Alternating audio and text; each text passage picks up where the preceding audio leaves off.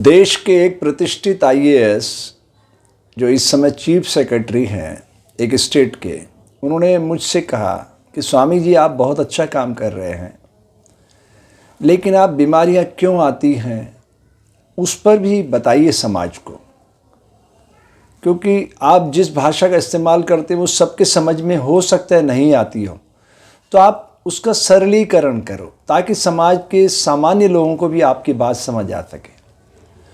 तो मैं आपकी बात का बहुत आदर करता हूँ और आज से मैं और ज़्यादा सरल तरीके से समाज के सभी वर्गों तक अपनी बात को पहुँचाने का प्रयास करूँगा।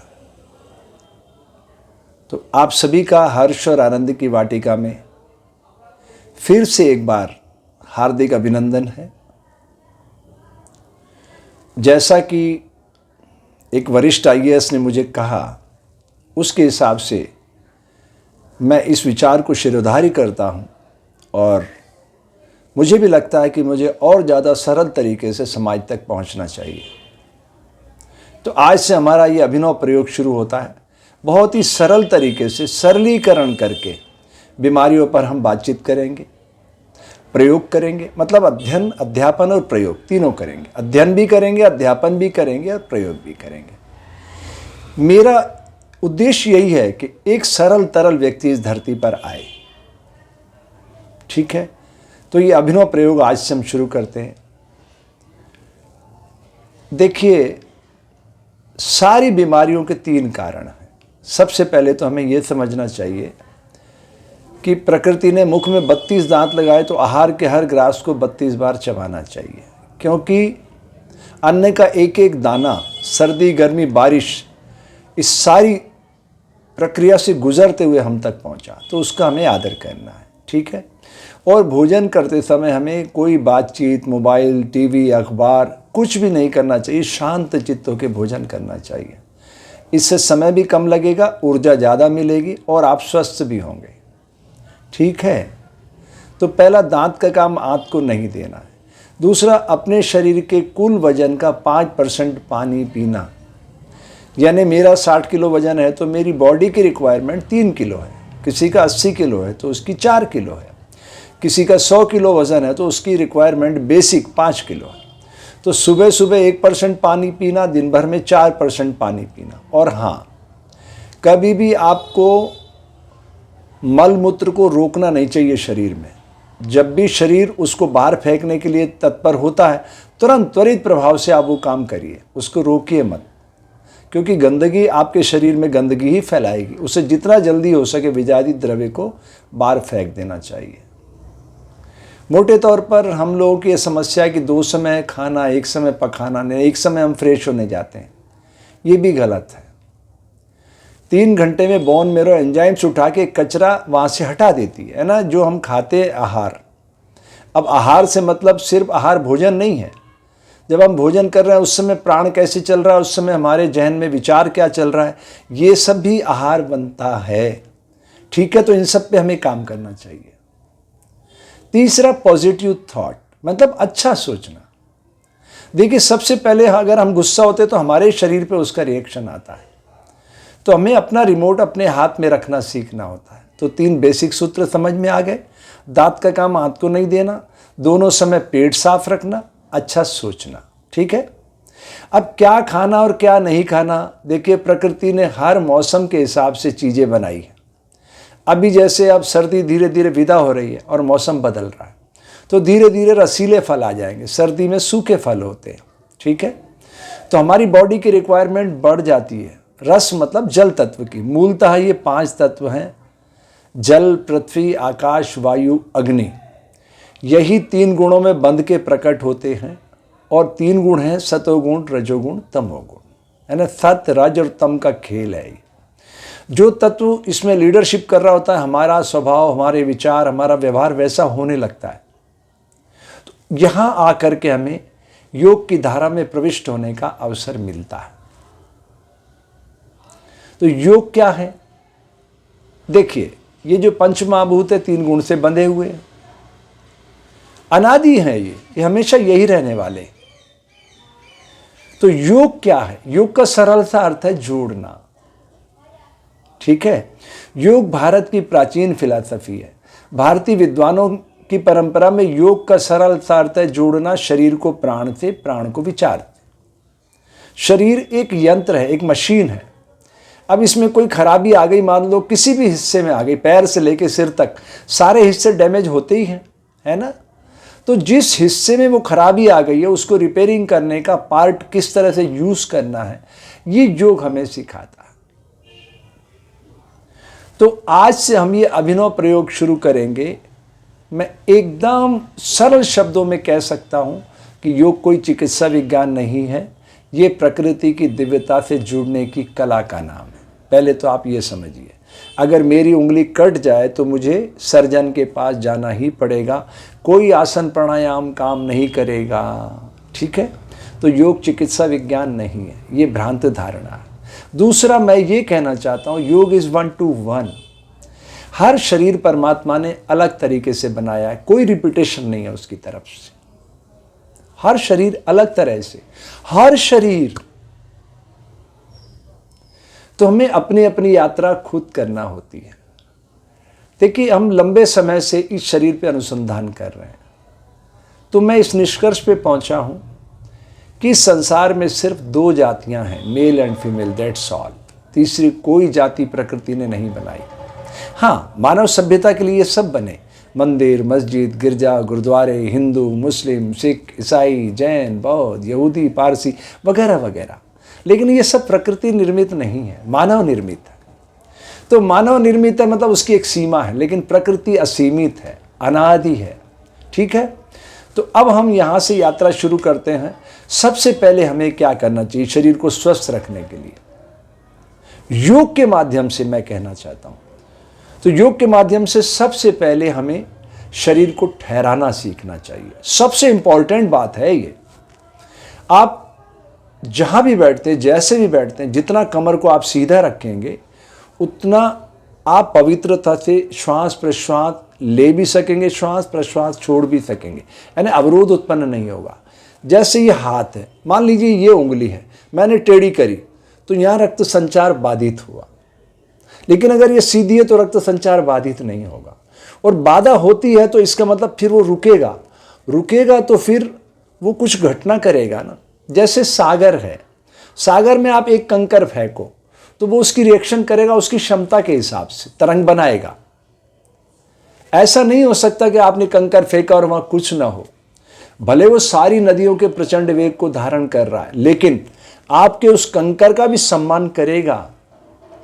तो योग बहुत सूक्ष्म तरंगों पर काम करता है, मैं ये कहना चाहता हूं। तो इस शरीर में 5 चिमनियां हैं, अन्न में, प्राण में, मनो में, विज्ञान में, आनंद में। अन्न में जैसा कि आप जानते हैं मुख है, यहां आपको स्वतंत्रता, यहां कोई रुकावट नहीं, जो मर्जी आए खाओ, जैसा भी खाओ, जितना भी खाओ, वो नहीं रोकेगा। उसको रोकने का कंट्रोल किसके पास है? ब्रेन के पास। ये तो पात्र है, पात्र में आप डालते जाओ, उल्टी करने लग जाएगा, लेकिन रोक नहीं सकता है वो। रोकने का काम कौन करेगा? ब्रेन। तो धीरे धीरे हम यात्रा बढ़ाएंगे। तो अन्न में शरीर यानी अन्न, फिर प्राण में शरीर यानी प्राण कहां से प्रवेश करेगा? नासिका के द्वारों से। अब नासिका के कितने द्वार हैं? 2 तो दिखाई देते हैं, लेकिन दोनों से एक साथ भी प्राण जाता तो 3 हो गए, ठीक है ना। तो ये हमें समझना होगा। फिर मनोमय कोश यानी विचारों से भी हम आहार ग्रहण करते हैं। जैसे मोबाइल के जरिए मैं आपके पास पहुंच रहा हूं, आपको मैं अच्छी सूचना देता हूं तो आपको अच्छा लगता है, लेकिन बुरी सूचना देता हूं तो बुरा भी तो लगता है ना। तो मैं तो आपके सामने तस्वीर के रूप में, मैं शारीरिक रूप से तो आपके सामने मौजूद नहीं हूं ना। तस्वीर में ही आप देख पा रहे हो स्क्रीन पर। आप मुझसे बात तो नहीं कर सकते ना आमने सामने, सिर्फ आप सुन सकते हैं। आप बोल रहे हैं तो मैं आपको नहीं सुन सकता, ये फर्क है ना। तो ये समझना होगा। तो मनोमय कोश के सारे विचार से भी आहार ग्रहण करता है ये शरीर, ठीक है। तो अन्न में, प्राण में, मनोमय। फिर है विज्ञान में। अब विज्ञान में क्या है? जैसे ये मोबाइल है, इसके जरिए मैं आप तक पहुंच रहा हूं पूरी सूचना लेकर के। दिस इज विज्ञान में कोश। अगर इसमें से कोई भी चीज मिसिंग होगी तो मैं आप तक नहीं पहुंच सकता, ठीक है। तो विज्ञान में कोश कोई त्रुटि नहीं करता है, समझ रहे हैं आप। उसके बाद आनंदमय कोश है। आनंदमय कोश कैमरे की आंख जैसा है, दृष्टा है वो देखता रहता है। तो उससे जुड़ने की कला भारतीय ऋषियों ने योग के माध्यम से प्रस्तुत की है। आनंद में योग में उतरो, निर्द्वंद हो जाओ, यानी द्वंद्व रहित हो जाना है, राग द्वेष दोनों से ऊपर उठ जाना है। ये तोता मेरा है, जैसे आप समझ रहे हो शरीर मेरा है, ऐसा नहीं है। ये शरीर पंचमहाभूत से बना है, ये एक यंत्र है। इसके भीतर मन, बुद्धि, चित्त, अहंकार, 4 सैनिक बैठे हैं, 4 सैनिक। उन चारों से मुलाकात के बाद हमारी मुलाकात आत्मा से होती है। आत्मा परमात्मा का अंश है। तब हमारे वैदिक ऋषि कहते हैं, ईश्वर अंश जीव अविनाशी, चेतन अमल सहज सुख राशि। वो चेतन है, अमल है। जो आत्मा इसके भीतर बैठी है, उसे कभी आप ऐसा मत समझो कि वो आपको देख नहीं रही है। आपके जीवन की हर घटना की वो साक्षी है और उसकी डाटा प्रोग्रामिंग में वो जुड़ा हुआ है। सब कुछ भी उससे छुपा हुआ नहीं है। वो हमेशा दृष्टा बन के देखती ही रहती, 24 घंटे उसकी आंखें खुली है। जैसे सूर्य भगवान खड़ा है, हमें लगता है सूर्य भगवान उदय हो रहे हैं, अस्त हो रहे हैं, ये भी अधूरी सूचना है। धरती घूम रही है। अब जैसे यहां दिन है, अमेरिका में रात है। जब यहां रात होगी, अमेरिका में दिन हो जाएगा। 13.5 घंटे का अंतर है हम में और अमेरिका में। तो धरती घूमते घूमते वहां पे सूर्योदय हो जाएगा। तो वहां प्रकाश, वहां लोग जाग जाएंगे, हम सोने लगेंगे। तो ये सोना और जागना ऑक्सीजन के कारण है। सूर्य भगवान ऑक्सीजन के प्रदाता हैं। वो पेड़ पौधों के माध्यम से ऑक्सीजन हमें देते हैं, ठीक है। और जैसे ही ऑक्सीजन की आपूर्ति कम हुई, हम निद्रा के आगोश में जाने लगते हैं। शरीर ऐसा महसूस करता है जैसे थक गया हो, लेकिन थकान का मूल कारण क्या है? ऑक्सीजन की कमी, ठीक है। तो मेन चीज हमें समझ में आ गई। अब बीमारियां आती क्यों, इस पे जैसा कि उन्होंने कहा, तो उस पर मैं विश्लेषण करना चाहता हूं। दांत का काम आंत को देने से वात रोग होता है। गैस की संबंधित शिकायतें आपको आएंगे। अब गैस की अनेक बीमारियां हैं, ठीक है। वो हम अगले एपिसोड में धीरे धीरे यात्रा करके आगे बढ़ेंगे। 1 to 1 एक बीमारी को पकड़ेंगे, फिर उसके उपचार के अध्ययन, अध्यापन और प्रयोग तीनों सीखेंगे, ठीक है। तो मेरा ये YouTube चैनल है योगा दर्शन केंद्र। इसका व्हाट्सएप नंबर है 9415421342। आप व्हाट्सएप पे भी भेज सकते हैं, आपका नाम गोपनीय रखा जाएगा। पर मैं ये जरूर चाहता हूं कि आपकी हाइट, आपका वजन, आपकी उम्र, आपके शहर का नाम आप लिखें, ताकि मेरी जानकारी में रहे कि मैंने आपको क्या जवाब दिया था। वो वीडियो बना के मैं प्रस्तुत कर दूंगा। योग इज 1 to 1, ठीक है। तो दांत का काम आंत को देना बंद, भोजन 32 बार चबाना, भोजन करते समय कोई बातचीत नहीं, टीवी नहीं, मोबाइल नहीं, अखबार नहीं, कुछ नहीं, प्रसन्नता से भोजन ग्रहण करो। टाइम कम लगेगा, ऊर्जा ज़्यादा मिलेगी। भूख का संबंध पेट से नहीं है, दिमाग से है, ठीक है। दूसरा, 5% पानी पियो। तीसरा, पॉजिटिव थॉट। अब बीमारी कहाँ से आई? वात रोग, जब आपने भोजन नहीं चबाया। पित्त रोग कहाँ से आया? जब आपने दोनों समय बाउल को क्लीन नहीं किया, उस गंदगी ने एसिड बढ़ा दिया बॉडी के अंदर। और कफ रोग कहाँ से आया? जब आपने गहरी निद्रा नहीं ली। जब आप सोने जाते हो तो विचारों को शून्य करना सीखो। और विचारों को शून्य करने के लिए सबसे प्रबल माध्यम है शरीर को मूर्तिवत ठहराना। जब शरीर ठहर जाएगा तो विचार धीरे धीरे शांत होने लग जाते हैं। अब आपका शरीर ठहरा तो शुरू मन में उथल पुथल होगी, वो तो भागेगा, उसकी गति बहुत है, लाखों घोड़ों से करोड़ों गुना अधिक है, उसको रोकना है। मुनि पतंजलि ने तो पूरा अष्टांग योग दे के कह दिया, योगाश्चित्त वृत्ति निरोधा, मन का प्रवाह रुक जाए, यही योग है। मुनि पतंजलि कह रहे हैं, मैं नहीं कह रहा हूं। मन का प्रवाह रुक जाए, यही योग है। तो मन के प्रवाह को रोकने के लिए हमें प्रयास करना पड़ेगा ना। शरीर को पहले ठहराना सीखना पड़ेगा। शरीर ठहरने लगेगा तो इसकी गतिविधियां कम होगी, तो प्राण धीरे धीरे शांत हो जाएगा। और जब प्राण शांत हो जाएगा तो वो मन को भी धीरे धीरे शांत कर देगा। आपकी बॉडी की ऊर्जा जब नष्ट होना कम हो जाएगी तो वो ऊर्जा ग्रहण करना भी कम कर देगी। वो बहुत धीमी शिथिल हो जाएगी मतलब। और शिथिल में ही सारा सब कुछ छुपा हुआ है। शिथिलीकरण में सारा खेल योग का शिथिलीकरण में छुपा हुआ है।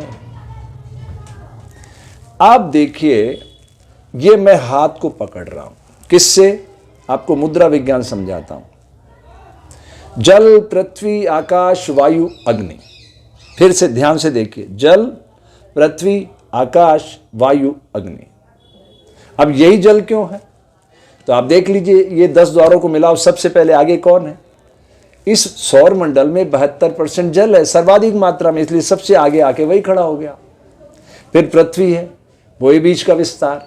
फिर आकाश है, ध्वनि से प्रकट है, शब्द ध्वनि के सेवक हैं। फिर वायु है, अदृश्य जो दिखाई नहीं देती है। फिर अग्नि है, अग्नि का प्रतिनिधि सूर्य है। राइट? तो ये पंच महाभूत, ये पंच महाभूत मानव शरीर में प्रति 4 सेकंड में प्राण के जरिए प्रवेश कर रहे हैं। प्रति 4 सेकंड में, 1 मिनट में 15 बार, 1 घंटे में 900 बार, 24 घंटे में 21,600 बार ये प्राण इस शरीर को बदलता चला जा रहा है। आप भले बैठे रहो, शरीर बदलता चला जाएगा।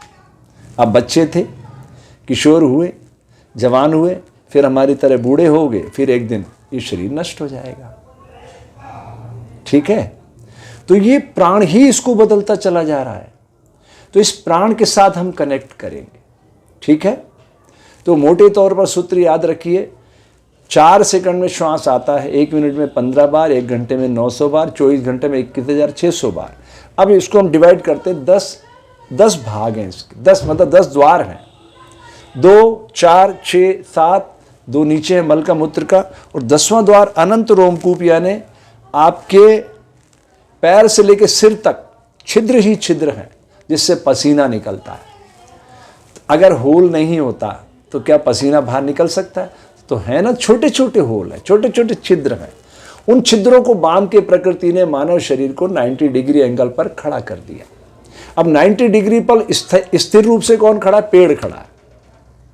तो उस 90 डिग्री के प्रभाव से वो अपनी हर पत्ती को ऑक्सीजन की फैक्ट्री बनाता है, छाया देता है, फल देता है, औषधि देता है, वृष्टि को बुलाता है, धरती की कोख में उतारता है, और फिर ग्रीष्म ऋतु में उलीचकर हमारे अधरों तक पहुंचाता है, और मरने के बाद हमारे घरों की शोभा बढ़ाता है फर्नीचर के रूप में। तो ये ना प्रकृति का सबसे बड़ा दाता अगर संसार में कोई है तो वो पेड़ है। और वो किस कारण से? 90 डिग्री एंगल के प्रभाव से। उसी डिग्री पर मानव शरीर चलता फिरता है। तो पेड़ से बड़ी जिम्मेदारी हमारी है प्रकृति की बगिया को गुलजार करने की। ठीक है? तो पहले हमें पहले शरीर के तल पे स्वस्थ होना पड़ेगा ना। तो शरीर को स्वस्थ रखने का बिल्कुल सरलतम सूत्र आपको बताता हूं मैं, एकदम सरल। अगर आप शुरुआती दौर में ये कर सके तो बहुत सी बीमारियां तो आपके शरीर तक पहुंच ही नहीं पाएंगी। मैं सेल्फी मोड पर आपको उल्टा दिखाई दे रहा हूं। अब ये सर्दी का मौसम खत्म हो गया। अब आप श्वास किधर से भी शुरू कर सकते हैं। आपने ऐसे श्वास किया, देखिए अब यहां सूत्र लागू होगा। जल, पृथ्वी, आकाश को आपने बांध दिया, वायु और अग्नि को रखा। वायु दिखाई नहीं दे रही, अग्नि का प्रतिनिधि सूर्य है, यानी सूर्य भगवान से आप जुड़ रहे हैं। सूर्य का कार्य क्या है? पवित्रता देना। अग्नि का काम क्या है? सब चीजों को पवित्र कर देना। तो पहले हम अपने आप को पवित्र करेंगे, है ना। शरीर जो है ना, ये जो शरीर है ये जल से बाहर से साफ होता है, लेकिन इसके अंदर जो मन है, मन वो सत्य का पथिक होने से पवित्र होता है। जब आप झूठ बोलना छोड़ देते हैं तो बाकी सत्य रह जाता है। तो शरीर जल से, मन सत्य से, बुद्धि ज्ञान से पवित्र होती है। क्या करना है और क्या नहीं करना है ये हमें समझना होता है। ठीक है? और आत्मा धर्म से। धर्म क्या है? नमक खारा, शक्कर मीठी, नीम कड़वा, ऐसे ही प्रकृति ने जितने जीव जंतु बनाए उन सबको अपने गुण धर्म के साथ बांध के पूर्णता के साथ प्रकट किया है। हमें छोड़कर, मनुष्य को छोड़ के। मनुष्य को कोरा भेजा उसने, हम खुद रंग भरते हैं। यही हमारी स्वतंत्रता। ठीक है? तो यहां से हम पवित्रता को ग्रहण करते हैं।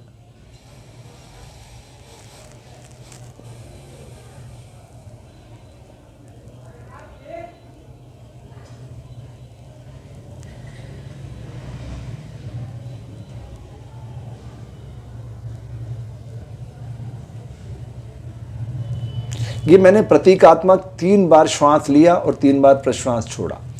अब हमें ध्यान देना है कि इस क्रिया को हमने 21 बार इधर से, 21 बार इधर से और 21 बार इधर से दोहराना है।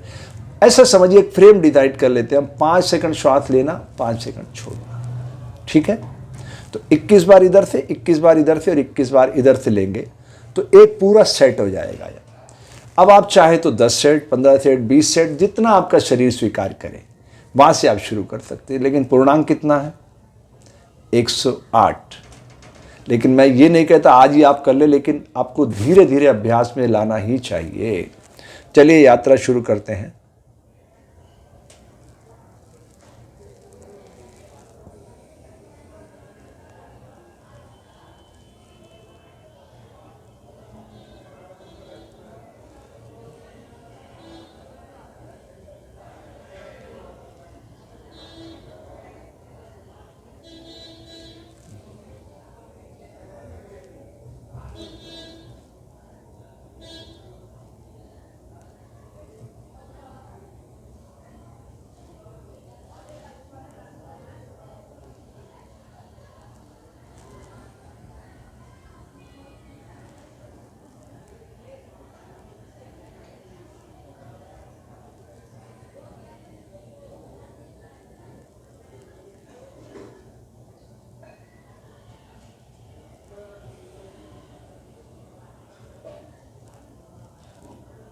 ये मैंने 7 बार किया। अब फॉर्मेट को चेंज कर देते हैं।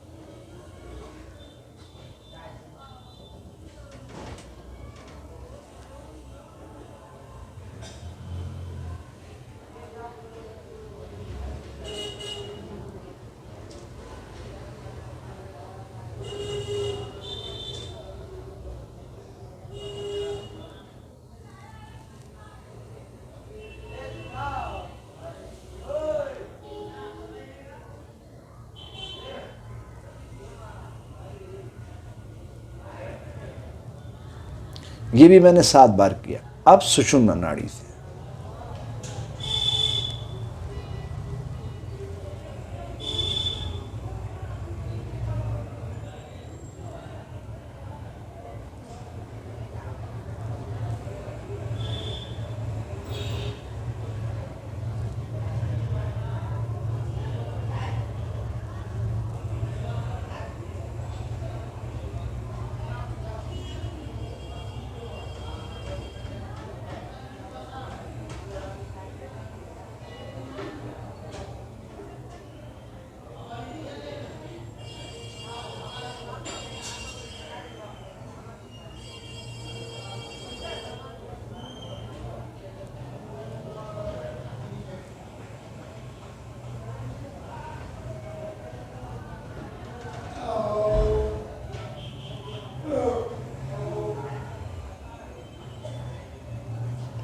तो इस तरह से ये एक सेट हुआ 7 7 7 यानी 21 बार। ठीक है।